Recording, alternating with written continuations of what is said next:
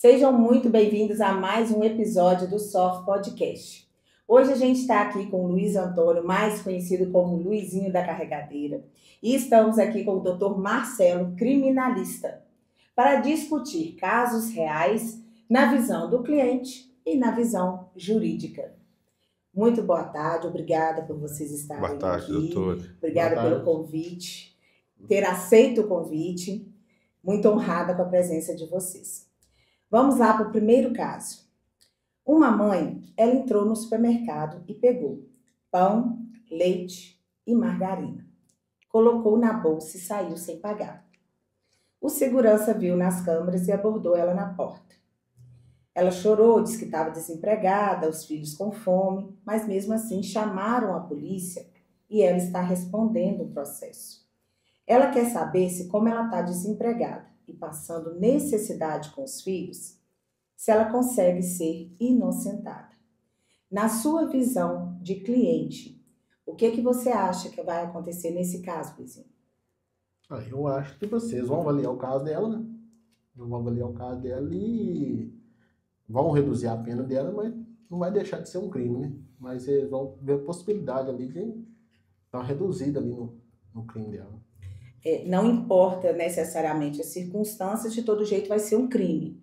Né? O que eles podem analisar é para tentar amenizar a situação, seria isso? Isso aí. Eles vão avaliar o caso dela, por ela estar desempregada, entendeu? Com certeza alguma coisa ela vai pagar. Né? Porque lei é lei. Doutor, na visão jurídica, ela vai conseguir ser inocentada ou é crime mesmo? Como que fica? Vamos lá. Primeiramente, boa tarde, obrigado pelo convite. É um prazer estar aqui, podendo, né, tentando contribuir com a sociedade, passando um pouquinho da informação e do nosso conhecimento, né? Então, primeiramente, eu acho importante a gente demonstrar para as pessoas aqui o que seria um crime, o que seria um delito, né?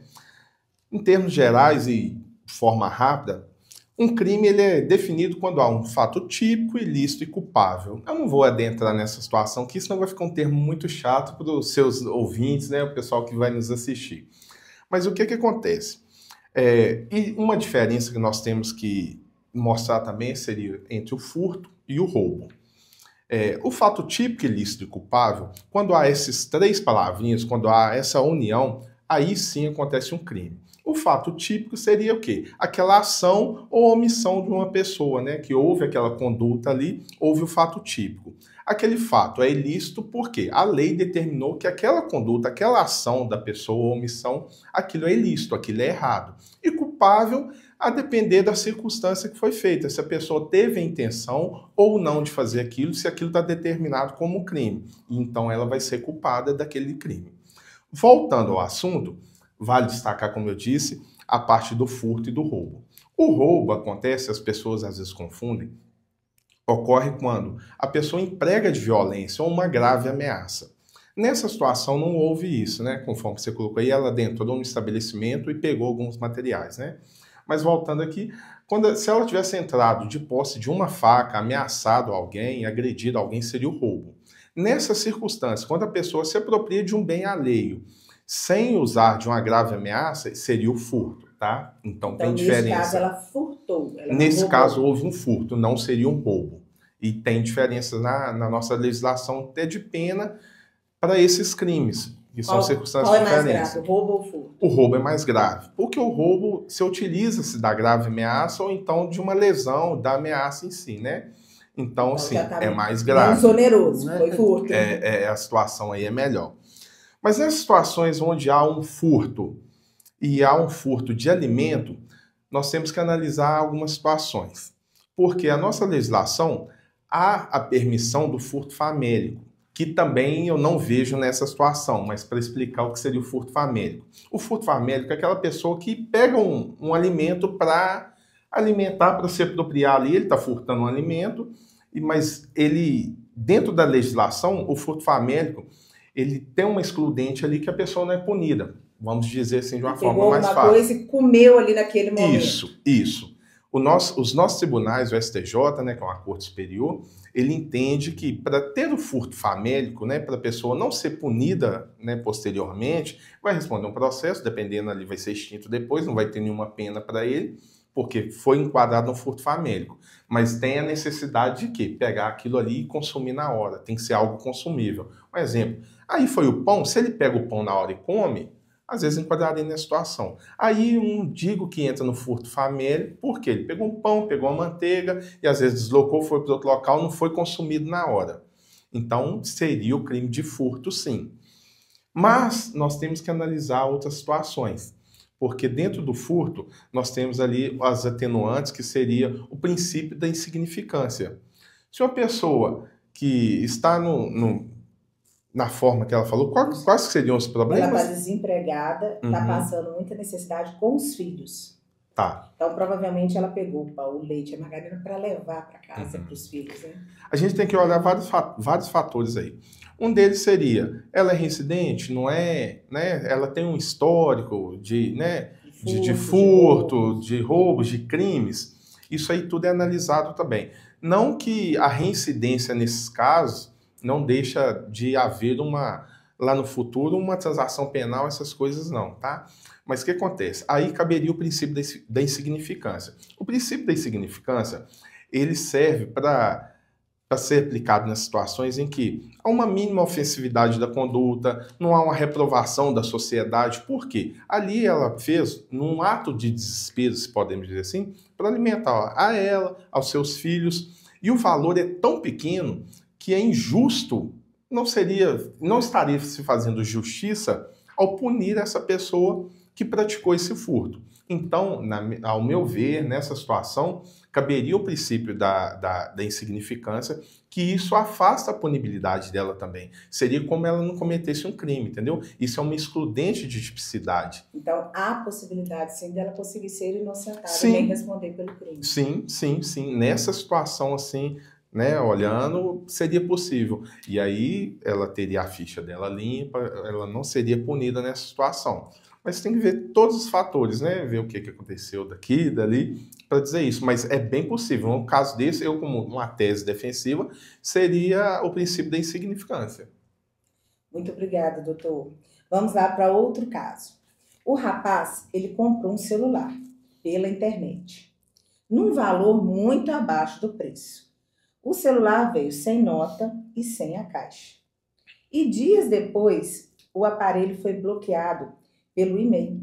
A polícia conseguiu bloquear, rastreou e colocou isso como roubo. O cliente não sabia, alegou que não sabia que era roubado. Ele está querendo saber se ele vai responder pelo crime mesmo assim, porque ele comprou, pagou, né? Se ele vai responder mesmo assim pelo crime de roubo. Na sua visão de cliente, o que você acha que acontece nesse caso? O que acontece é, no caso, o celular é roubado, né? Ele comprou sem nota e sabia, tipo assim, que ele estava comprando sem nota, né? Então, poderia ter desconfiado, né? Isso. Por baixo valor também, poderia ter desconfiado. Você vai enquadrar ele em receptador, né? Porque comprou, ele sabia que não tinha nota, sabia que pelo valor, entendeu? Então, com certeza vai responder alguma coisa assim. Mesmo que ele não roubou, né? Ele tinha, às vezes, indícios ali de que era algo errado. Pela maldade ali, né? Olhando ali pelo valor baixo e por estar sem nota, aí já é um crime comprar sem nota, né? No caso, ele teria que ter a nota, né? Então, ele estava ciente, assim, que poderia ter algum BOzinho para ir para frente. Doutor, nesse caso, Luizinho acertou? Ele vai responder por receptação? O que acontece? Nessa situação, há um crime de receptação. Aqui é importante a gente orientar e sempre falar com as pessoas que é muito comum esse crime e a pessoa incorre nele de forma culposa. Tanto é que tem a modalidade culposa dessa situação. A culposa é quando você não tem intenção de praticar aquele crime. A depender das circunstâncias, você está em curso ali no crime culposo. O que acontece? As pessoas, quando chega, quer ter um olho maior do que, né, do que se pode ter, aproveitar da situação e acaba comprando e não olha a realidade dos fatos ali, se aquilo é legal. A origem do bem. Então, é muito importante nessa situação você perguntar se tem nota, ver se aquele valor é compatível, porque você pega um celular, às vezes é de R$3.000, uma pessoa está vendendo por R$1.000, R$500, a gente tem o dever, a obrigação de desconfiar, né? Então, são certas situações que você tem que ter essa precaução. Uma dica que eu dou nessas situações também, você está negociando, guarda os prints da conversa, né? Tenha provas. Por quê? Numa possível investigação, foi descoberto que aquilo é produto de um roubo, de um furto, você pode ser enquadrado no crime de receptação, tá? Porque às vezes por mensagem a pessoa fala que tipo assim, o telefone teve algum problema, defeito, por isso que eu tô vendendo mais barato. Aquela pessoa que assim, mexe né? com isso assim, nunca vai te falar a verdade. A pessoa às vezes já vive do crime, ele quer lucrar também, vai inventar uma outra desculpa, e a gente tem que ter um dever de responsabilidade como sociedade também para não prejudicar outras pessoas, que você não quer que aquilo aconteça com você, né? Então a gente não pode desejar para o próximo. Então, assim, guarda essas provas, porque se descobrir depois que aquele produto é de origem, né, de um crime, você vai responder por receptação. E aí o ideal de você ter essas provas consigo, né, das conversas que eu estou falando, porque se você vir a responder aquilo, você vai mostrar depois em juízo, ou até mesmo na fase de inquérito, se for para um delegado, que você não teve intenção, que dependendo, por mais que você compra também num valor compatível, comprou tudo certinho. Um exemplo, você não tem a nota do aparelho, que não é incomum a gente comprar e perder a nota, né? Mas você comprou num preço justo, um exemplo. O celular é R$3.000 e a pessoa que te vendeu por 3.000. Você está enquadrado no crime de receptação, tá? Ah, tá. Não importa. Não importa se for no valor abaixo, acima ou justo. Ou justo. O importante é a origem daquele bem, de onde que veio, como que aconteceu para chegar em você. Se você comprou ele no preço justo ou não, você demonstra aquilo em juízo que você foi enganado, você foi ludibriado, você entra numa forma culposa, que você não é afeito ao crime, isso aí tudo vai te aliviar, vai atenuar na sua pena, isso aí pode te isentar ali na frente, né? Isso aí vai te ajudar lá na frente ao responder do crime de receptação. Então, o ideal é você, primeiro, analisar se tem nota fiscal, se o preço é justo, se não é, e aí você, não, compensa comprar? Compensa não comprar? E aí, né? Então, pezinho atrás, sempre desconfiar. Você comprando, guarde todas as provas, tenta comprar de alguém que é conhecido, que é muito comum. O celular, hoje, veículo. Muita gente compra veículo, não sabe de onde, quem, cai num golpe, na hora que é parado pela polícia rodoviária, vai ver, ele responde um processo de receptação. Primeira coisa que a polícia vai você comprou de quem? Ah, não sei, foi outro negociante que passou para mim. Você não consegue demonstrar de onde que veio aquele produto para responsabilizar aquela pessoa. Você responde sozinho. Então, seria nessa situação também o celular. Você compra de alguém, Belo Horizonte, Praça 7, vende tudo. Chega lá, uma pessoa que você nunca viu nem nada, compra um celular. Possivelmente você está comprando um produto que é furtado ou foi roubado e você depois vai responder para receptação. Se você demonstrasse que aquela pessoa que te passou e comprovando que você foi iludido também, você fica ali isento, dependendo da situação. A gente consegue fazer uma defesa no crime de receptação que você vai responder, mas te isentar daquela responsabilidade. Aqui é muito importante ressaltar que no caso de celular, o e-mail, o doutor Marcelo tem no Instagram dele um vídeo lá que explica como que você tem acesso ao e-mail do seu telefone, porque é um número ali que a polícia utiliza para conseguir chegar, né, caso o seu telefone seja furtado, seja roubado, chegar. Todos os aparelhos têm esse número de e-mail, tá? Esse número de e-mail, ele consta na nota fiscal, ele consta, nos telefones antigos vinha na bateria, atrás do telefone, hoje os telefones a gente não tira, né? Mas se você indo nas configurações também, tem os acessos ali, que você é o número do e-mail, aconselho você printar, guardar, mandar para um e-mail seu, algo que você consiga ter ali, porque caso você foi furtado, você foi roubado, você notifica também as operadoras por esse número de e-mail que eles bloqueiam seu aparelho e aí deixa de fomentar o furto, fomentar o crime, não vai conseguir fazer, entendeu? E aquele que pegou e conseguiu, às vezes, ludibriar, fazer alguma forma, pode ser responsabilizado através desse número também. Informação muito importante, né? Até na caixa do aparelho tem. Isso, tem. A importância de comprar com caixa, com nota, né? Seria até nisso também. Uma outra situação um motorista, ele tomou uma latinha de cerveja.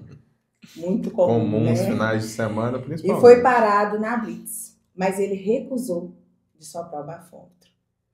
E com isso ele está achando que não vai dar em nada. E ele está perguntando, você acha que não vai dar nada mesmo? Como ele recusou e não tem como provar que ele tinha bebido, vai ficar isento de qualquer coisa? O que você acha na sua visão de cliente? Só o motivo de recusar ali, ele já, tipo, assumiu a culpa, né? Porque dependendo do que agora ele tomou uma latinha. Aí eu acho que tem um grau lá que dá pra passar. Acima daquele grau já é um crime, né? Já responde pelo crime de trânsito lá. Mas aí, quando ele recusou, ele já assumiu que Às vezes, se ele ele tivesse... não quis só produzir prova contra ele, né? Mas no ver do policial ali, ele... Uhum. Às vezes, se ele tivesse, ele ia até cair numa pena menor. Mas como ele recusou, ele assumiu todo o risco. Porque, tipo assim, se ele recusou, ele deve. Então ele tá, quem não deve, não deve, né? Vamos ver na visão jurídica, doutor, é assim que funciona? Mais ou menos, não é bem assim não, tá, Luizinho? O que eu tenho que te falar? Aqui nós temos que fazer uma divisão aqui. Aqui nós temos o âmbito criminal e o âmbito administrativo. Qual que é a diferença aqui? Você, quando vai tirar sua carteira, você estuda aquela parte de legislação e tal, tira sua carteira, aquilo tem a parte administrativa. Da mesma forma, quando você passa no farol vermelho, estaciona errado, é o âmbito administrativo. Quando gera aquela multa, é na parte administrativa. Você furar um sinal vermelho, estacionar no local proibido, não é crime, mas é um ilícito administrativo. Então, na parte aqui que a doutora colocou para nós temos, a depender da situação, a parte criminal, que o Código de Trânsito Brasileiro determina que você beber e dirigir é crime, e nós temos as infrações também no Código, que é a parte administrativa, que são as multas que são geradas e algumas consequências. Vale ressaltar aqui que ninguém é obrigado a produzir provas contra si mesmo, né? O código fala assim, a gente tem o costume falar assim, que eu acho engraçado, produzir prova contra si mesmo. Mas o que acontece? Você tem o direito de permanecer em silêncio e você tem o direito também de não soprar o bafômetro, que o nome correto é o etilômetro. Você não soprando o bafômetro, algumas responsabilidades serão possíveis, né, contra você naquela situação. Uma delas seria a suspensão da CNH. Mas vale ressaltar que você não soprando o bafômetro, você não estaria incorrendo em crime, né? E você tem o direito de não soprar, de não auto se incriminar. Então, se a pessoa foi parada numa blitz, ela se recusa a soprar o bafômetro, as consequências seriam a possível suspensão da habilitação e a multa, que a multa vem estipulada no Código de Trânsito Brasileiro. Se porventura você sopra o bafômetro, ali passou eu acho que é 6 decilímetros, alguma coisa em miligramas. Passou a quantidade permitida? O nome, às vezes eu estou falando a medição errada, mas assim, seria isso. Você soprou o bafômetro e ultrapassou aquele valor determinado, você estaria incorrendo em crime. Se for num valor para baixo daquele valor determinado na legislação, você não estaria incorrendo em crime. Mas você vai ser penalizado no âmbito administrativo com a multa que é determinada pelo Código e possivelmente a sua suspensão da carteira. Isso, com o tempo, pode ser revisto, tá? Você pode tentar novamente tirar sua carteira e tal. Você passa por uma reciclagem e consegue reaver a sua carteira. Doutor, é bom explicar o seguinte, que você sopra o bafômetro, você vai responder administrativo e criminalmente se você tiver passado do valor. Sim. Mas se você não sopra, então é só administrativo. Isso. Porque não vai ter como comprovar a parte do crime. O interessante... Então, fosse basicamente isso. Isso. Como nós temos, né, dois segmentos, o criminal e o administrativo, a depender da situação que você fez. Você soprou, passou daquele valor que é de 0,3 ou 0,6, vai depender do tipo, né, de medida que está sendo aferida ali. Passou desse limite, você vai responder criminalmente. Você soprou e não passou daquele limite, é só no âmbito administrativo. A legislação hoje ordena também que aquela pessoa que se recusa, ela já deve ser penalizada no âmbito administrativo. Antigamente, quando você se recusava, não tinha essa multa administrativa. A pessoa se recusava, aí era um problema do Estado, que o Estado que acusa é ele que tem que correr atrás.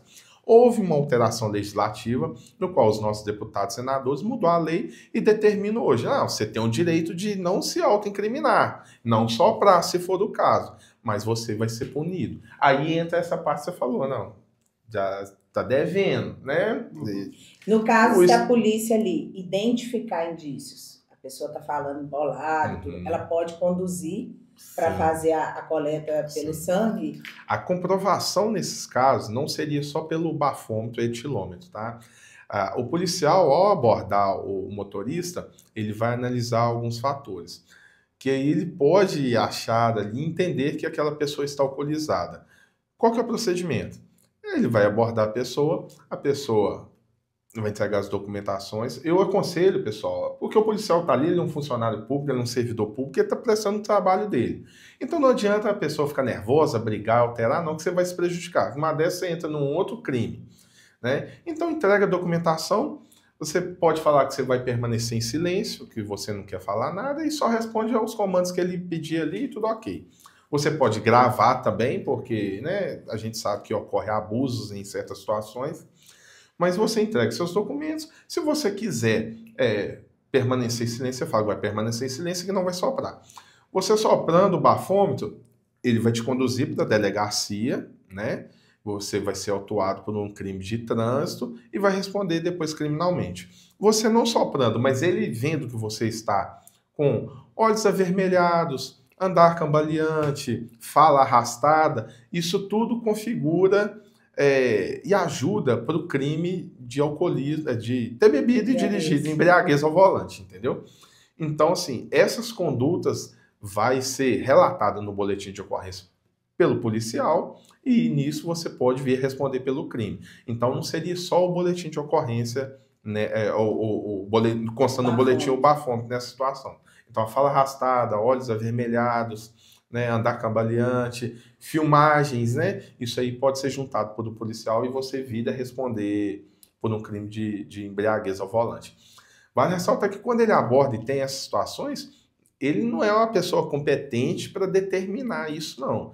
O que ele tem que se fazer é também conduzir a pessoa até um hospital, né, um médico, uma policlínica, que nessas situações aí o médico vai atestar e vai colocar nisso no laudo e ele vai juntar isso no boletim de ocorrência, no qual vai ser juntado depois na denúncia do Ministério Público para oferecer a denúncia do crime de embriaguez ao volante. Porque a gente vê, assim, às vezes quando a pessoa bebeu pouco, até ela se recusa. Sim, né? Sim. Mas tem casos que a pessoa quer recusar, mas está totalmente embriagada. Então, com isso, já caracteriza. Então, é interessante, poucas pessoas sabem disso, eu aconselho a não soprar. Por quê? Até por questão de estratégia futura também para a gente, né, no caso de defesa, né? Eu sou um advogado, na maioria das vezes eu atuo como um advogado de defesa. Então, assim, é possível que no futuro, lá na frente, a gente consiga mudar, cair alguma acusação que Facilita, aconteça. Facilita, não fazer. Resumindo, não fazer. Por que acontece também? As pessoas não sabem, mas esses aparelhos, ele tem um tempo de validade. E aquilo tem um código. E tem um código ali que quem analisa esses aparelhos da mesma forma que o radar é um método. Então, possivelmente, se esse bafômetro pode estar fora do prazo de legalidade dele também. Então, aquilo invalida a prova que foi feita contra você, se você soprar o bafômetro e utilizar. Então, tem certas coisas que a gente tem que olhar com prazo, com calma, porque às vezes ele já venceu o prazo de validade dele, isso aí vai te beneficiar. Se você não soprou, é menos uma prova contundente contra você. Então, eu aconselho não soprar, entendeu? Quem acusa que tem que provar. Se o Estado acha que você está errado, ele que tem que provar e determinar, demonstrar os meios que você errou. A gente não deve municiá-lo, a verdade é essa. Então, assim, eu aconselho a não soprar. Tem como evitar, vão evitar. Aí o Estado que demonstra que você está errado. Aí se a pessoa soprou, né? Aí o bafômetro. Como é que vai provar que aquele bafômetro ali tem um código dele? Então. Tipo assim, pra gente, assim, na hora ali que soprou, tá, aí eles botam o código do... Você tem o direito de perguntar ao policial qual aparelho que tem, tirar a foto do aparelho e ver o número do aparelho também, tá? Mas o certo é constar qual aparelho foi utilizado no boletim de ocorrência. E isso aí a gente pega esse número e joga no site do Inmetro e ali você vai ver se aquele aparelho ele está cumprindo as normas legais, né? Se ele está no prazo de validade. Acontece até o seguinte, que às vezes chega um aparelho, o policial deixa ele cair, ele quebra. Aí ele vai para manutenção.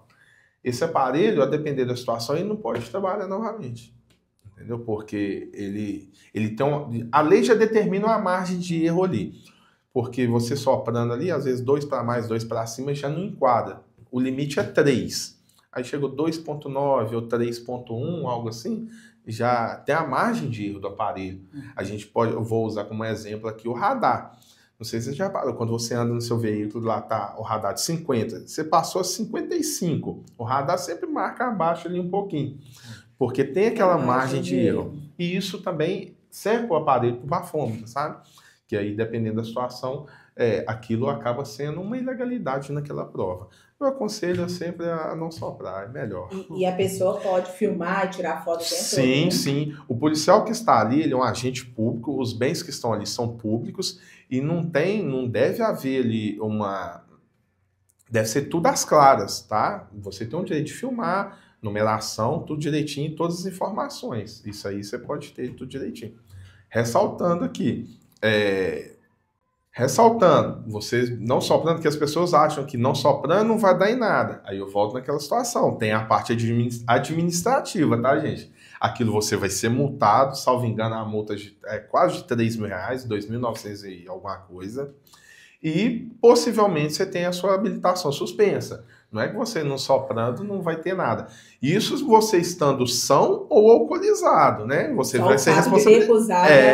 O fato de recusar, você já vai ser responsabilizado. Então tem que lembrar essa situação aí. Obrigada pelos esclarecimentos. Vamos para um outro caso aqui, ó. Um homem com medida protetiva para manter distância da ex, ele foi lá e mandou um oi para ela no WhatsApp. E ela até respondeu o oi. Mas depois ela foi lá e mostrou para a polícia. A polícia foi lá e conduziu ele por descumprir a medida protetiva. E ele achou isso um absurdo. Na sua visão de cliente, você acha que como ele mandou oi e ela respondeu, ele descumpriu a medida protetiva, poderia ter conduzido ele? Não foi uma má fé aí, tanto da polícia quanto dela? O que você acha na sua visão de cliente?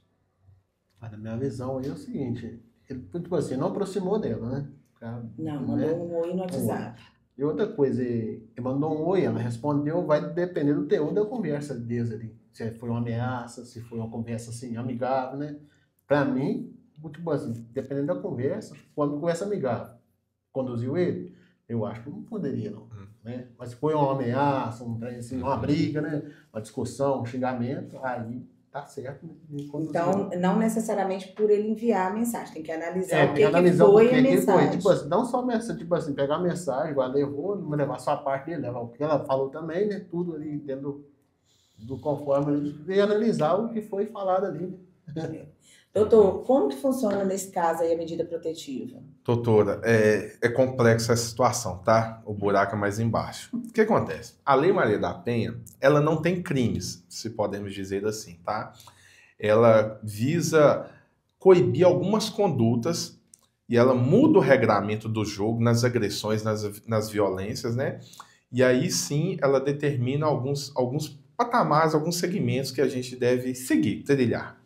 O que acontece? Mas um crime, volta na situação, ela não tem crime, mas tem, que é este. O único crime que a Lei Maria da Penha tem é este, que é de descumprimento da medida protetiva.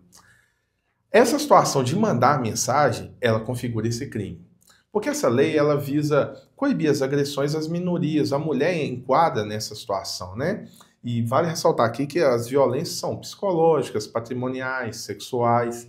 E quando um juiz ou um delegado, que o delegado também pode determinar o afastamento ali, uma medida protetiva. Um policial pode fazer a depender da circunstância. Não só o juiz fazer. Tem todo um ordenamento, um regramento para isso, mas essas autoridades também podem. Acontecendo esse afastamento, essa medida protetiva, ela engloba qualquer meio de comunicação. Então, nem um oi no WhatsApp Não, é para mandar. não pode. Ele mandando esse oi, ele está descumprindo uma medida protetiva, ele está incorrendo em outro crime. Vale ressaltar aqui que incorre no crime também após a intimação, após a citação dele ali dessa medida protetiva. Por exemplo, te levei ali na delegacia aqui agora, houve essa medida protetiva, mas só eu e você sabe, e ele não foi intimado ainda, então ela não está valendo. A partir do momento que ele foi intimado, Que ele sabe que ele não sabe pode. que ele não pode enviar mensagem. De forma alguma. Mas se tem filho, se o casal tem filho. Então, o dever dele é procurar um advogado especialista no caso de família e já regulamentar a visitação dos filhos, entendeu? Porque nessas situações é muito comum a medida protetiva não ser só para a mulher, envolve também os filhos, né? Então aí tem que ver o que aconteceu, se o for caso os em filhos, si. não pode de jeito nenhum. Não. Mas se não for só para a mulher, aí ele pode mandar mensagem falando dos filhos? Não, o que acontece? Ele não pode tocar em nada com ela. Nada, acesso nenhum com ela. O ideal é ele pedir que outra pessoa entre em contato com ela, ou que seja o advogado dele com o advogado dela. E o ideal nessas situações, como eu havia dito antes, ele regulamentar a visita. Ele regulamenta a visita e nessas situações ele vai pedir alguém para entregar a criança, ele vai até um determinado local para pegar, mas respeitando essa medida protetiva. Por exemplo, se foi determinado 50 metros de distância, ele vai chegar até naquele limite ali antes e pede uma babá para ir lá buscar, uma mãe, ela vai entregar, algo nesse sentido. E não mandar oi nem para falar que quer falar com o filho tá... não, crianças, não porque pode. alguns pais, algumas pessoas se utilizam desse meio que quer Essa falar desculpa, com a criança, né? E aí acaba desrespeitando a medida protetiva. Então, acaba incorrendo no crime, e aí é um crime que, assim, tem crescido bastante na nossa sociedade. As autoridades, né, têm tentado punir, assim, com veemência, e é algo que é complicado para o homem nessa situação. Eu aconselho não mandar mensagem, nada, porque ele vai ser preso. A gente não consegue soltar fácil, não. A realidade é essa. Porque um descumprimento de medida protetiva é algo muito complexo. Mesmo que foi só um oi, Mesmo o teor só um da oi. conversa Mesmo não só foi um oi. pesado nem nada. Não. Agora, uma tese defensiva, algo que eu utilizo nos meus processos, é aquela situação também. Porque a esposa pediu a medida protetiva, foi aceita, mas depois ela que começa a mandar mensagem para o marido e tal. E tem duas situações. Ou às vezes porque ela está arrependida e quer que volta, ou então ela quer sacanear o cara. E para depois punir ele, porque não dessa ele responde e tal, e começa a corresponder. Nisso, pode ser que ele volte, ela chama a polícia novamente, e aí ele vai preso e dois crimes, às vezes o anterior e o descumprimento da medida, complicando a situação do anterior. Então, eu aconselho ao marido, a pessoa que está nessa situação, e eu falo marido aqui, mas a Maria da Penha nas situações pode ser companheira aí, e mulher também, que o crime aí também envolve mulher, né?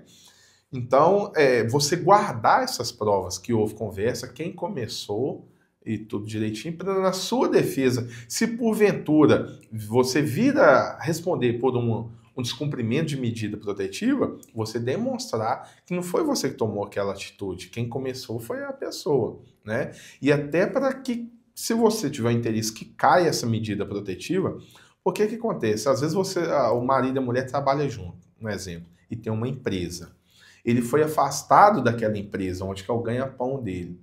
E ele quer demonstrar que ele precisa frequentar aquele local ali para trabalhar, para conseguir o sustento dele, ele vai ter que utilizar alguns meios, algumas provas para fazer cair essa medida protetiva. E uma delas seria ela procurando. Ou seja, se ela procurou uma medida protetiva e ela agora está me procurando, ela não tem interesse nessa medida protetiva. Eu tenho que demonstrar isso em juízo. Ela perdeu como se fosse eficácia. Eu tenho que demonstrar que aquilo não tem valor, que aquilo não vale, que tem que ser retirado. Então, assim, guarda essas provas, né? Guarda essas conversas, para depois você requerer isso em juízo. E o cuidado que deve se ter aí voltou, brigou hoje, tem medida protetiva. Amanhã ela arrependeu e voltou, e aí você está em curso ali no crime ali. Então, antes de voltar, comunica, pede o juiz para, né, tirar aquela medida e tal, para você não responder por esse crime, que é um crime que pesa a mão. Com certeza. Mais um caso aqui. Um morador foi lá e xingou a síndica no grupo do WhatsApp. Chamou ela de ladra, sem prova. Mas, depois de um tempinho, correu lá e apagou a mensagem. Mas ela já tinha tirado o print. E foi lá e fez o boletim de ocorrência. E agora o morador está querendo saber, né, se ele cometeu algum crime, o que vai acontecer com ele. Mesmo ele tendo apagado, ele está achando assim, não, eu apaguei, o print só não vai servir, não vai dar em nada. Que eu me arrependi, né? No seu caso, como cliente, o que você acha? Ele cometeu já o crime, esse que apagou, ou não cometeu o crime, como ele correu e apagou? Na sua opinião, o que você acha? No caso aí foi no grupo, né? Ele expôs, ele expôs ela. Mesmo que apagou, né? Bem que ela apagou, tinha mais gente em grupo, você tinha mandado particular e apagar, às vezes a situação poderia ser diferente, né? Mas como me mandou em grupo, aí com certeza deve ter houve uma exposição ali. Ele expôs ela, mais pessoas ali, né? Falou que tem sem prova, né? Isso mesmo. Doutor, tá correto aí? Conta pra gente. O que acontece? Isso é comum também, tá? Tem acontecido bastante, e ainda mais nos meios aí, nas redes sociais, né? Nós temos que se ater aos crimes que nós temos, que seria o calúnia, injúria e difamação. São crimes contra a honra, né? A depender da situação, você mandando uma mensagem pode se enquadrar em um desses crimes. Mesmo uma mensagem por telefone, por rede social. Hoje, o caso aí, salvo engano, foi pelo WhatsApp, né? Mas acontece também das pessoas, às vezes, em postagens no Instagram de alguém ou outro, falar qualquer asneira, achar que a internet é terra sem lei, né? Facebook e tudo. Nesse caso aqui, pode ser enquadrado um crime, tá? Ou que seria este calúnia, injúria ou difamação. Eu acho interessante a gente falar as diferenças aqui. A calúnia é quando você imputa um fato criminoso a alguém. Você diz que a doutora Santuza roubou tal coisa, sendo que ela não fez, né? Você difamar é você falar mal daquela pessoa ali. Ah, doutora Santuza, um exemplo, é uma ladra. É diferente da calúnia, porque a calúnia está falando, eu falei que você roubou algo, né? A difamação. Eu te acusei de um fato, você fez alguma coisa, né? O que foi definido como crime, ele que é crime. E a mesma coisa, você chamar a pessoa de ladra, você está difamando, que as pessoas às vezes misturam a situação calúnia com difamação. E a injúria é eu te chamar também de ladra, um exemplo, mas você está ferindo a sua honra subjetiva. Só você está sentindo aquilo, né? Para você dói, é seu foro íntimo. O falou aqui foi uma mensagem que mandou só para ela. Então, tem uma diferença de mandar no grupo a mandar só para a pessoa. Sim, sim. O que acontece? Você mandando só para aquela pessoa ali, você está ferindo ela ali, o sentimento dela. Você colocando num grupo, outras pessoas estão vendo, então você está difamando aquela pessoa perante a sociedade, a honra dela.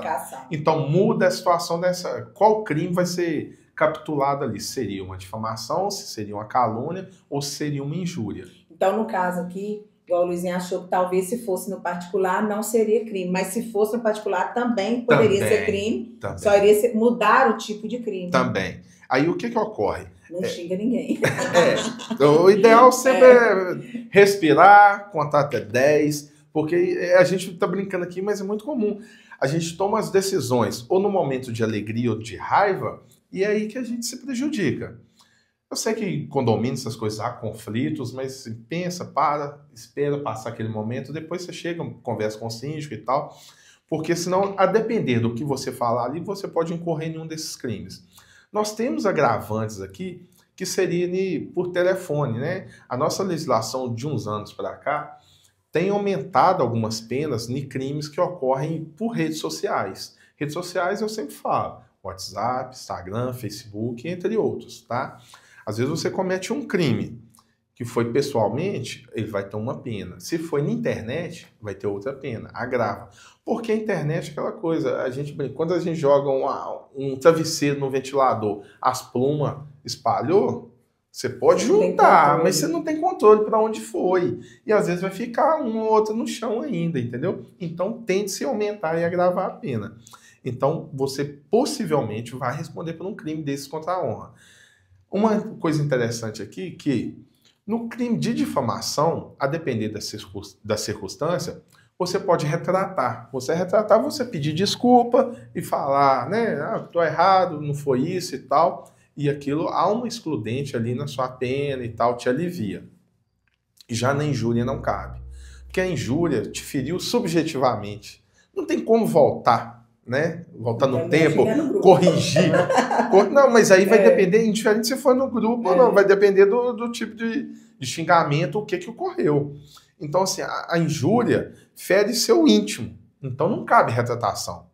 Não vai mudar, por mais que já aconteceu, não tem como. Você já foi ferida. A difamação não. Eu te difamei perante a sociedade, eu vou lá, vou fazer uma carta de retratação, falando que aquilo é errado, que foi mentira, se for o caso, não acontece e tal.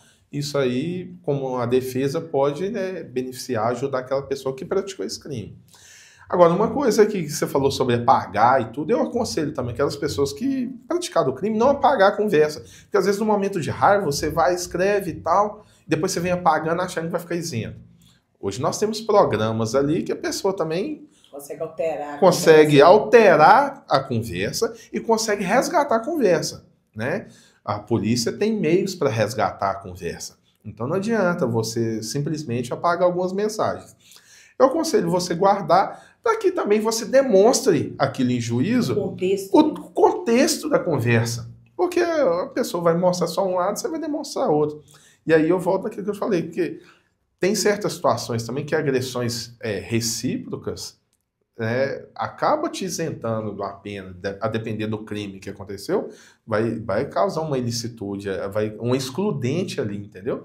Então, assim, a depender da situação, você tem suas provas para o seu advogado, para o profissional competente demonstrar ali que você... Não foi bem assim. Não foi bem assim o que tá aquilo ali. Também, né? E às vezes aquilo ali vai te ajudar. Então não apaga, não. Guarda tudo direitinho. O que aconteceu, aconteceu. Mas o que eu sempre digo, pensa, para, respira, para tomar atitudes no momento de alegria e no momento de tristeza. Porque rede social hoje é complicado. Muito, muito. E ali fica permanente. Você acha que rapidinho alguém printou, saiu, vai para um, vai para outro e tchau. E aí você vai ser responsabilizado. Então aí tem que tomar cuidado, que depender, cada crime é punido de uma forma. A calúnia de um jeito, a difamação de outra, a injúria de outra. Esse foi mais um episódio do Soft Podcast. Muito obrigado pela presença de vocês, por ter aceitado o convite.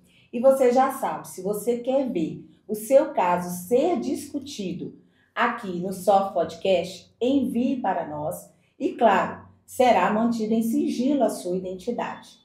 Aqui a gente sempre vai mostrar a visão do cliente e a visão do advogado.